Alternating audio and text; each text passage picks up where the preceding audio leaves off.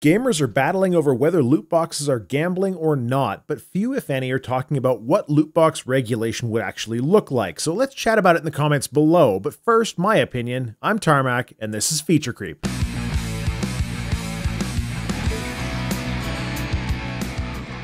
There are quite a few opinions floating around regarding loot boxes, and with loot boxes being so numerous in variety, I can see why there's some consternation among gamers in trying to apply the colloquial definition of gambling to the hobby that we all know and love.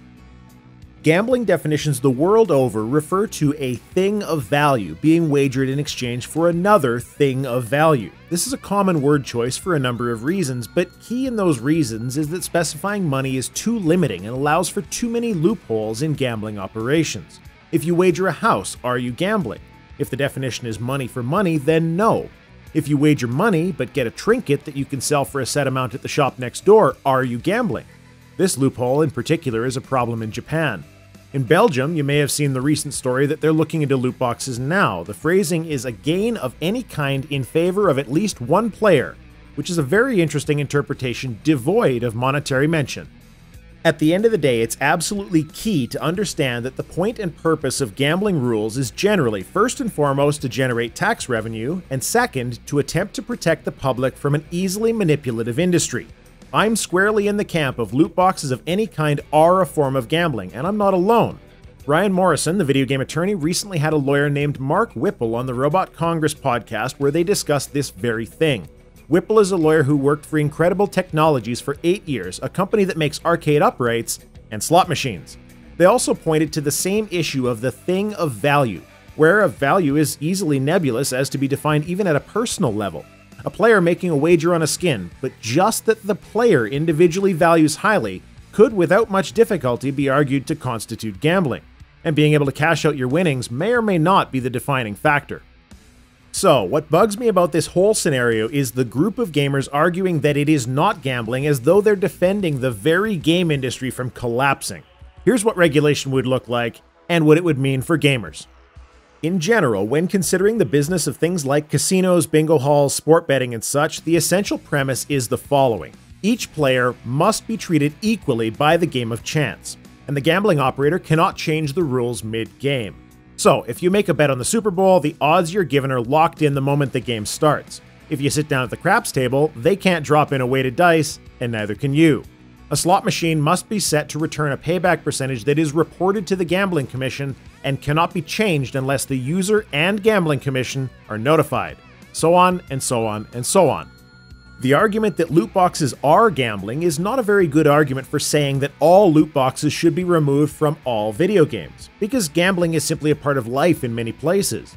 What the argument is extremely good for is pointing to the companies who are putting these systems in place and saying, we don't trust you to not abuse your customers. So, by law, you need to be providing some taxation revenue and validated information in order to prove that you're not abusing them. The tax revenue offsets the cost of employees the Gambling Commission will need to hire to keep an eye on things. And the information provides public confidence that they're being treated fairly. It's no surprise that any game of chance is weighted in favor of the casino, because that's the whole point. But it has to be known and fair.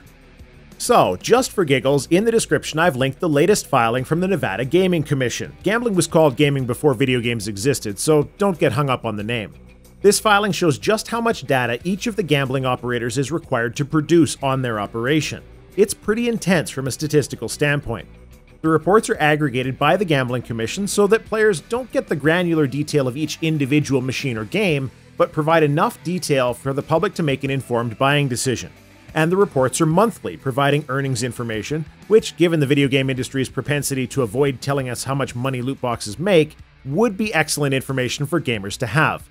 Video game companies in compliance with this kind of regulation would submit regular reports on revenue and win rate percentages as they change over time. They would be required to submit to audits from the Gambling Commission to ensure that the players are being treated fairly at all times as well. Genuine efforts would need to be undertaken to try to keep children from engaging in loot box purchase. Yes, it's difficult online, but by no means impossible to influence. In fact, online casinos have been doing it for years. And any new operators coming into the market wouldn't be able to receive a competitive advantage by just not bothering with following the rules. And here's the thing, I fail to see how folks can argue from a position of logic that companies engaging in active psychological manipulation of their customers should not be required to provide this information to the public. That's ultimately what this is. Loot boxes use many of the same addiction triggers that casinos do in order to quite literally manipulate people out of making an educated purchasing decision into making an emotional purchase. And we've gotten to the point where folks are willing to argue that this is okay, because look at me, I'm so clever I can play word games and find a way to say it doesn't meet the gambling definition on a technical level. Or are Pokemon cards gambling, as though something else that isn't currently regulated in any way means that nothing similar should be either, a bog standard non sequitur. Mike Morheim said that Overwatch doesn't belong in the loot box controversy. Do you believe him? I don't. Do you remember when Activision Blizzard was told by the Chinese government that due to new in-app purchase rules, companies were now required to post drop rates for loot boxes? Do you remember Activision Blizzard being so unwilling to post those drop rates that they changed their entire business model in China so that people bought a set amount of currency and got loot boxes for free instead? Why were they so afraid of showing the loot box drop rates? We already have basic averages figured out. What could possibly hurt Activision Blizzard from effectively confirming what gamers have already tried to calculate by purchasing a bunch of boxes and tabulating the contents?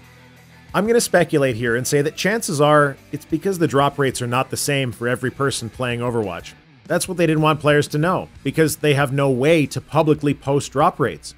We've already seen the Activision patent regarding matchmaking players with other people who have items that they want to incentivize purchase, or match them with better players right after a purchase to psychologically link paying to success, despite their claims it's not in use. We've already seen mobile developers using services like what Jim Sterling found out about Scientific Revenue, for turning players into payers by adjusting the monetization system on the individual level. If Activision Blizzard is willing to say on the record to me that they're not providing different drop rates to different players in the same region, I'll gladly apologize publicly for this speculation. But the shoe fits, folks, and would rather handily explain why they were willing to change the whole business model of Overwatch to prevent this disclosure in China. And that, friends, gnomons, brothers, sisters, gamers of all makes and models, is what the Gambling Commission is for. Loot box systems are so ripe for abuse without any transparency to the player whatsoever. They involve you paying for an unknown outcome in a game where you own nothing if the EULA is to be believed. The publishers themselves have made this about a sense of accomplishment, publicly stating that the sense of accomplishment is value, thank you Electronic Arts, and in fact, not owning the game means that everything associated with it has only personal value to the individual. So when a player pays some money for a loot box and gets that thing of value, worth more or less depending on what the game spit out at them, of course it's gambling. And money, on the flip side, is irrelevant. Gambling regulation doesn't mean that your precious loot boxes will be taken away. What it means is that the companies putting these psychological tricks into their games would have a set of rules that they need to follow, and an organization they need to report to in order to ensure that they're not unfairly favoring certain players or abusing others. Loot boxes are not a necessary evil in the game industry, saving us from having to pay more than $60 for a game or complete industry collapse. They're just one of many facets of a business that is currently experiencing runaway profits. So is there anything wrong with having a watchdog of some sort keeping them honest about it? Personally, I'm starting to question whether some gamers are even capable of determining their own self-interest anymore, or if we've gotten to the point where brand loyalty has completely overrun logical progression. A gambling commission would require monthly revenue reports on loot box income. They would require set rules relating to drop percentages and fair player treatment, transparency into the operation to ensure all of this, real genuine efforts to stop these companies from targeting children. This is not the same thing as when people were trying to ban games for being too violent. Is it a hassle for game companies and will it cost them money? Sure, but that's the price society agreed was reasonable when potentially dangerous psychological manipulation was on the table. How the average gamer can believe this is a bad thing for the end consumer is beyond my comprehension, because right now we're in a position where the game industry holds all of the cards, and we have been for quite some time. And I think it would be a great thing for gamers if we had a couple of cards slid back across the table in our direction.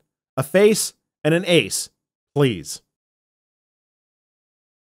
So, do you see any pitfalls I've not identified with involving gambling commissions in the video game industry as a watchdog for loot boxes? Let's chat about this one in the comments below. Feature Creep is a regular show, sometimes more frequent than others, as with this one. It's actually a lot like research in XCOM 2. Sometimes you just need to work on a project when you're inspired. to the detriment of the entire campaign. Feature creep is also a gamer-funded initiative that YouTube doesn't get to make any money from, so if you like that kind of thing, maybe you'll get a kick out of some of the rewards I have over on patreon.com/tarmac. And I think it's about time I drafted a letter to the Alberta Gaming and Liquor Commission on this whole topic. I'm curious what their view is. Thanks very much for watching. My name's Tarmac. That's all I have to say.